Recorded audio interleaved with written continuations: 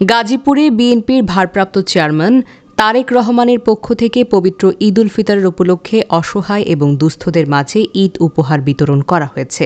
শুক্রবার সকালে সদর উপজেলার বাঘের বাজার উচ্চ বিদ্যালয় মাঠ প্রাঙ্গণে সদর উপজেলা বিএনপির সহ সভাপতি ইসলাম উদ্দিনের সৌজন্যে এই কার্যক্রম পরিচালিত হয়। অনুষ্ঠানে প্রধান অতিথি হিসেবে উপস্থিত ছিলেন কেন্দ্রীয় বিএনপির সহ স্বাস্থ্য বিষয়ক সম্পাদক ও জেলা বিএনপির ১ নং যুগ্ম আহ্বায়ক অধ্যাপক ডক্টর এস.এম. রফিকুল ইসলাম বাচ্চু। আগের দিন পর্যন্ত অব্যাহত থাকবে ইনশাআল্লাহ। এটা কার নির্দেশে বা কার পক্ষ থেকে? এটা আমাদের বিএনপির ভারপ্রাপ্ত চেয়ারম্যান, আগামী দিনে যাকে নিয়ে আমরা স্বপ্ন দেখি, জননেতা তারেক রহমানের পক্ষ থেকে এটা উপহারটা, ঈদ উপহার। আপনারা কতগুলি স্পটে এই যে প্রোগ্রামটা নিয়েছেন? এর অনেক প্রোগ্রাম আজকে বিকালে আছে, যেমন বাগনাহাটিতে আছে। এটা চলতে থাকবে, চলমান থাকবে। এদের আগে পর্যন্ত আমরা ইফতার পার্টি, অনেক জায়গায় ইফতার পার্টির আগ্রহ প্রকাশ করেছিল।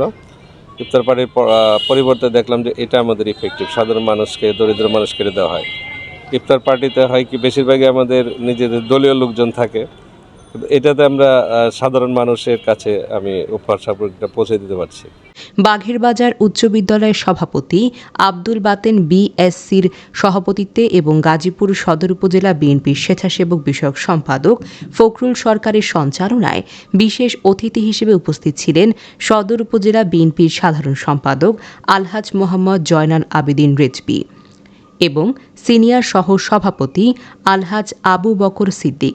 এ সময় আরও উপস্থিত ছিলেন আজিজুল ইসলাম সিনহা, কাউসার আহমেদ মোল্লা, ইউনুস আলী নসমিয়া, আমিনুল ইসলাম স্বপন, বদিউজ্জামান, মঞ্জুরুল আলম সহ অন্যান্য নেতৃবৃন্দ।